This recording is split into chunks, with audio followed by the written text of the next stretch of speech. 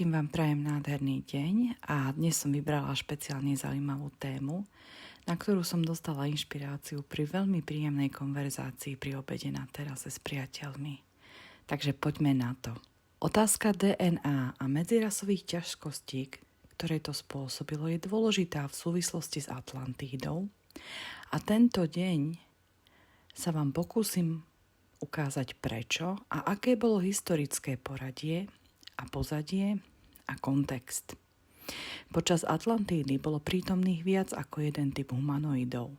Aby sme pochopili, ako k tomu došlo, musíme sa vnoriť hlboko do dejín a na ešte skôršie civilizácie na tejto planéte. Humanoidná forma je dizajn, ktorý existuje po eóny času a za ten čas bol vyjadrený rôznymi spôsobmi, pričom sa používala najlepšia DNA, ktorá bola v tej dispozícii. Zase odráža rôzne štádia vývoja fyzických rovín existencie. Odkedy sa ľudstvo nachádzalo vo fenoméne známom ako pád, od čias Atlantídy sme sa neustále pohybovali nadol cez frekvencie a tí, ktorí prišli pred nami, teraz existujú iba na vyšších frekvenčných úrovniach, ktoré sú do značnej miery nesynchronizované s našimi vlastnými. Tieto už nie sú súčasťou nášho všeobecného povedomia. Spomienky, ktoré zostali, sú teraz odovzdané rozprávkam a mytológii. V planéte Zem sa uskutočnili 3 veľké experimenty z DNA, ktoré boli schopné vyjadriť humanoidný dizajn. Tým bol Plas a vieme, že pred ovládnutím planéty dinosaurami Plasy predstavovali hlavný a najpokročilejší stavebný blok DNA na planéte a výsledkom bolo mnoho rôznych plazích foriem. Najvyššia expresia plazej DNA bola humanoid, Plas človek alebo reptiloid. Vytvorili tú veľkú civilizáciu, ktorá je teraz úplne stratená v akejkoľvek zaznamenanej histórii. Boli chladnokrvní a preto veľmi citliví na teplotu, hoci vo vysokom nabitom planetárnom prostredí na tom pravdepodobne nezáležalo. V porovnaní s dnešným človekom boli takmer bez citu. Dinosaury, druhý veľký experiment, boli oveľa sofistikovanejšou formou DNA a boli ešte plodnejšie, keďže boli dominantnou DNA na Zemi 165 miliónov rokov. Vstupom času sa vyvinuli, aby sa stali teplokrvnými, čo im umožnilo efektívne fungovať v rôznych okolitých teplotách. Všetky naše obrázky dinosaurov, ktoré boli vyvinuté na základe obrázkov, ktoré boli poprvýkrát navrhnuté pred viac ako 100 rokmi, ukazujú, že po Zemi ťahajú veľké chvosty a podobné jašterice a ukázalo sa, že sú nesprávne. Fakty získané z otlačkov, ktoré zostali na Zemi a prestavby predpokladanej mechaniky chôdze, teraz zrejme naznačujú, že tieto chvosty boli vyvažovacími zariadeniami a ako také boli držané vodorovne a bez zeme, pričom nezanechávali žiadnu stopu. Záver o logickom vrchole vývoja dinosaurov v podobe modelu v plnej mierke znamená, že to bol obrovský humanoid.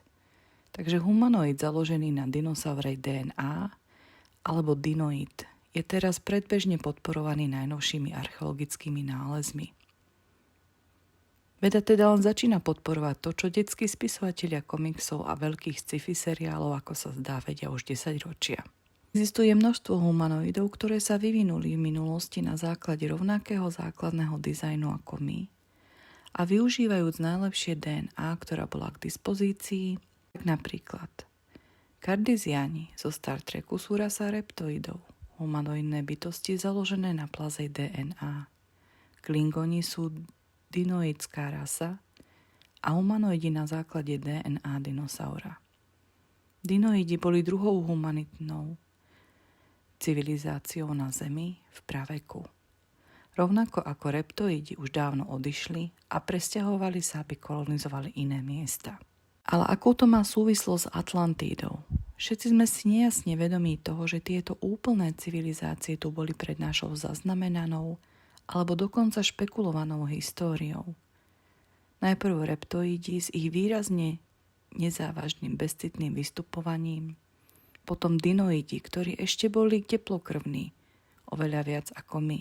A sa vyvinuli, vystúpili na vyššie frekvencie a opustili planétu. Oba typy sa vo svojej vyššej forme opäť vrátili veľakrát.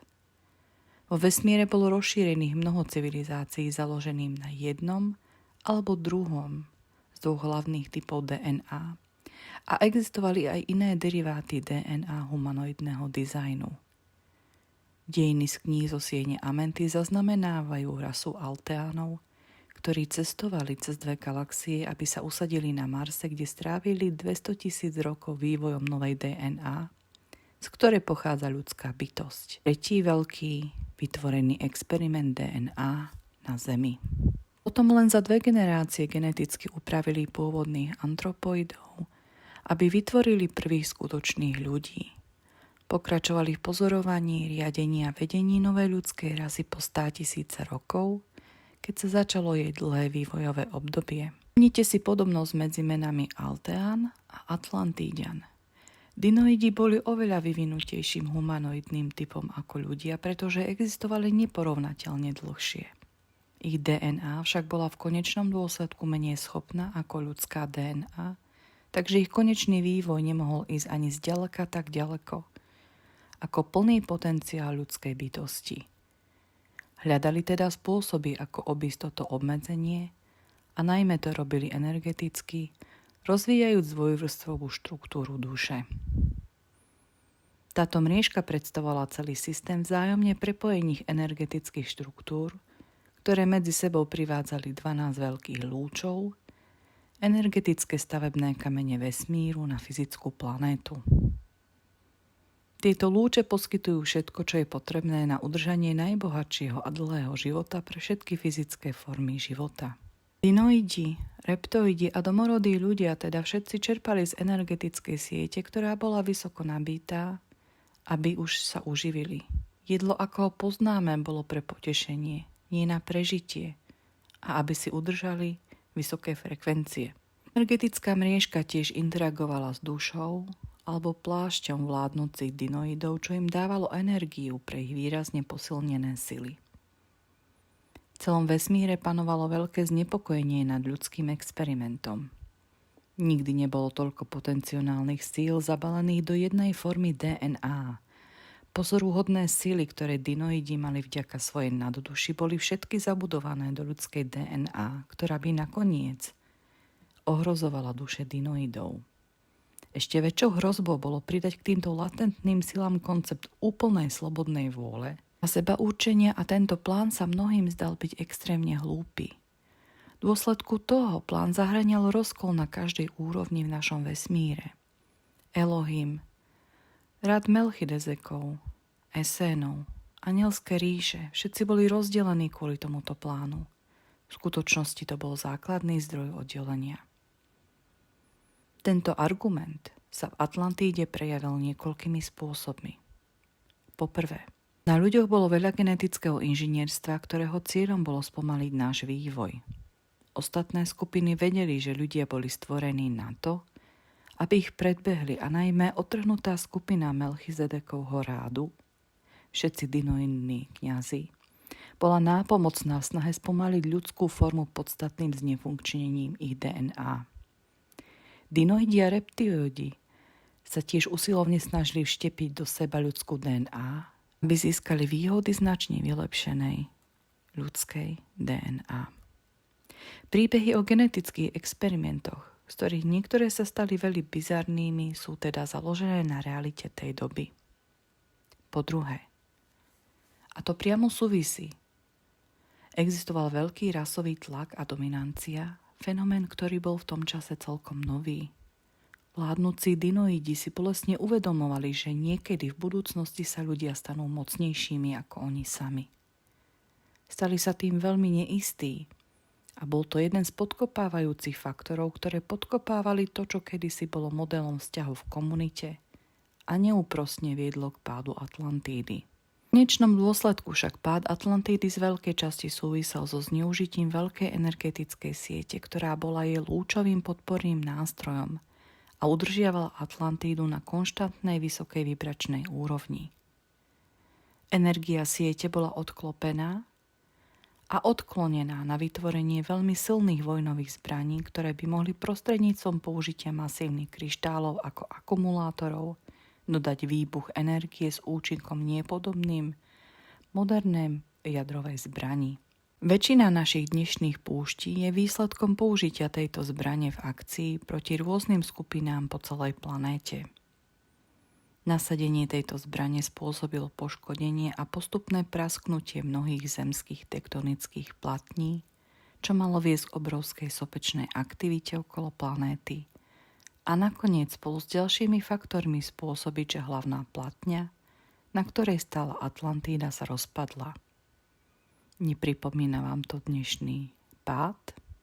Hlavná vojna však bola s reptoidmi, ktorí boli veľmi vojensky agresívni a ktorí ovládali predtým planétu Meldek. V poslednom osudnom ťažení planéty Meldek, ktorá bola rozbitá na kusy, ale až potom, čo reptoidi vypustili svoju ultimátnu zbraň, rezonančnú bombu obrovských rozmerov, ktorá vybuchla v atmosfére nad centrálnym mestom Atlantídy a spôsobila, že poškodené tektonické platne sa rozbili a zrútili. Určitým spôsobom táto technológia zahŕňala otočenie energie atlantských vojnových kryštálov späť na seba, čo spôsobilo slúčku spätnej väzby, čiže použili rovnakú technológiu ako na Meldeku. Táto spôsobila, že sa obrovské množstvo energie vymklo kontrole, interakcia so zariadením reptoidov v atmosfére a rýchle vedenie k obrovskej detonácii. Tá Zem prežila, ale došlo k obrovskému zničeniu a strate života a jej pevnina sa navždy zmenila. Pred týmto posledným aktom vojny, keď sa používanie tohto ničivého vojenského zbraňového systému dovolilo. Zdroj k Zemi vyslal veľké energetické bytosti kozmu, ktorých darom bola energia pre rozvodnú sieť. Vládcovia Zeme Dinoidi boli vo svojom úsilí o konečnú moc čoraz arogantnejší. Energetické bytosti zdroja mohli vidieť veľké štrukturálne škody, ktoré páchali na planéte, ale atlantskí vládcovia jednoducho nepočúvali. Vo svojej paranoji o postupe svojich ľudských zverencov museli mať kontrolu a energetické zbrane sa považovali za životne dôležité. Vo vesmíre sa neochotne rozhodlo, že dodávka 12 lúčov kozmickej energie do zemskej siete musí byť prerušená a že planéta Zem následne prejde do tzv. Pádu, ako to nazýva Biblia, čiže nedostatku energetickej podpory. Znamenalo to, že planéta a všetky bytosti na nej budú neustále padať cez energetické frekvencie. Bolo to riadené urobené, aj keď implementácia si vyžadovala čas a vyžadovala pomoc tých niektorých ľudských Atlanťanov, ktorí sa dozvedeli pravdu o povahe vesmíru a zostali verní tomu, čo sa naučili. Počas existencie Atlantídy, keď tam bola plne nabitá sieť, kríženie bodov hlavných línií spôsobilo vznik obrovských energetických vírov. Najmä ľuďom z Atlantídy bolo povedané, aby nikdy netrávili čas v týchto bodoch alebo ich blízkosti, pretože by sa rýchlo energeticky prebili, čo by mohlo byť v extrémoch smrteľné. I boli také silné, že občas aj energiu bolo jasne vidieť ako menšiu aurora borealis s pohyblivými prstami energie vysokými niekoľko desiatok metrov smerujúcimi z víru nahor. Bolo to to, čo vyzeralo ako ústa draka a viedlo k tomu, že ley lines sa v mnohých častiach sveta dokonca aj dnes označujú ako dračie línie. Ako náhle bolo prijaté rozhodnutie, aby bolo možné sieť vyradiť z prevádzky, bolo potrebné tieto víry vypnúť. Malá vysokoduchovná skupina lojálnych ľudských Atlanťanov, ktorí vždy odporovali vede o vojnovom stroji, ktorý viedol k odklopeniu siete, boli požiadaní, aby s tým pomohli veľkým energetickým bytostiam. Ich úlohou bolo vo veľkom osobnom nebezpečenstve prejsť do hlavných vírových bodov a využiť svoje duchovné schopnosti na vypnutie víru. Malé týmy z tejto skupiny boli poslané po celej planéte, aby bolo možné týmto spôsobom znefunkčniť všetky víry. Práve tento čin dal podnet vzniku mytologických príbehov ako svätý Juraj a drak v skutočnosti bol jedným z týchto Atlanťanov, ktorí zostali verní svojim ideálom a svojej veľkej spiritualite a prijali túto úlohu. Nie je náhoda, že v mytológiách rôznych kultúr po celej planéte existujú príbehy o zabití drakov. Sú vzdialeným záznamom, ľudovou spomienkou na to, čo sa skutočne stalo. Keď boli všetky energetické body deaktivované, bolo to ako stiahnuť upevňovacie body, ktoré držali mriežku na planéte.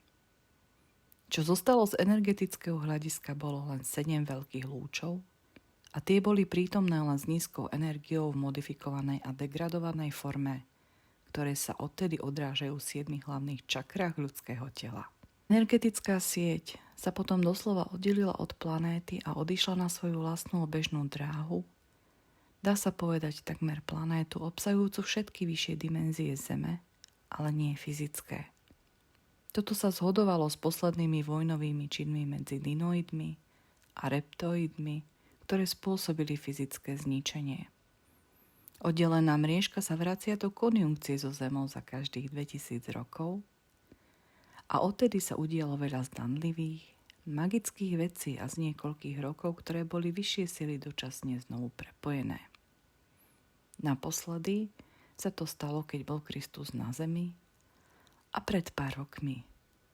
Mriežka v plnej kozmickej energetickej forme, známa ako Herkolubos, a energia, známa ako Palina, o ktorej sa hovorí v Biblii.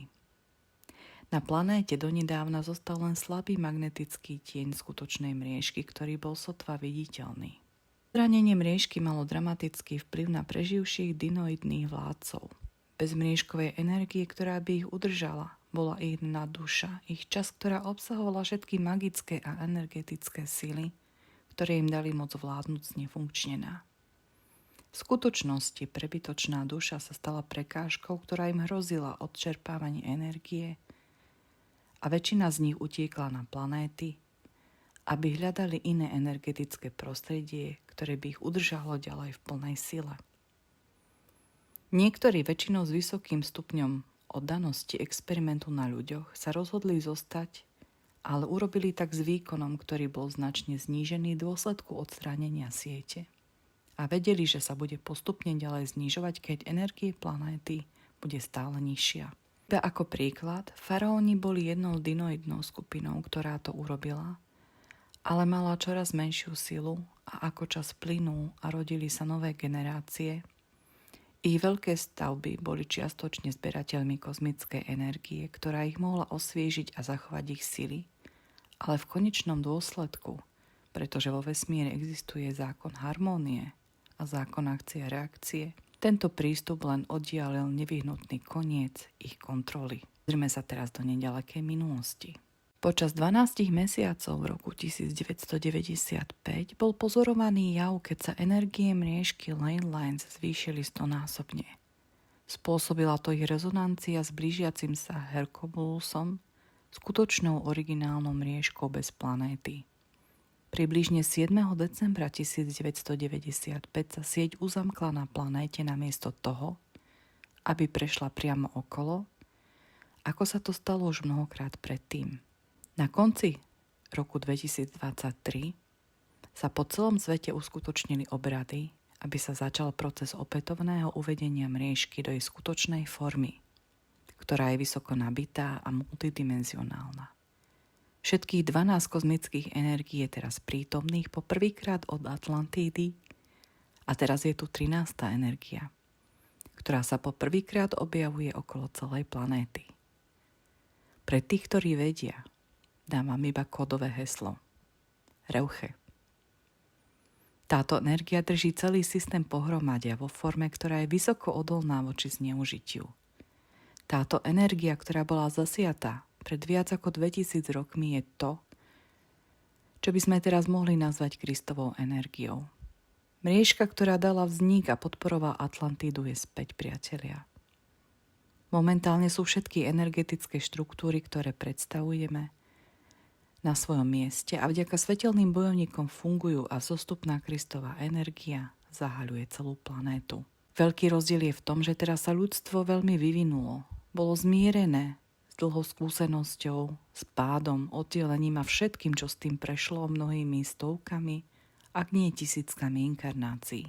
Sme pripravení vziať a použiť sily, ktoré sme kedysi mali k dispozícii v Atlantíde, pre najvyššie dobro a v úplne novom formáte. To, čo sa teraz deje, bude nakoniec prospešné pre celý vesmír, pretože prináša plné pozitívne vyjadrenie síl, tak dlho latentných v ľudskom dizajne. Priatelia, to, čo sa tu ľudstvu ponúka, je jeho osud. A nie menej ako vedúca pozícia vo vykúpení vesmíru. Ďakujem vám, že ste si vypočuli dnešné video, na ktoré som sa obzvlášť tešila. Prajem vám nádherný deň, posielam vám veľa bezpodmienečnej lásky a samotné objatie zdroja.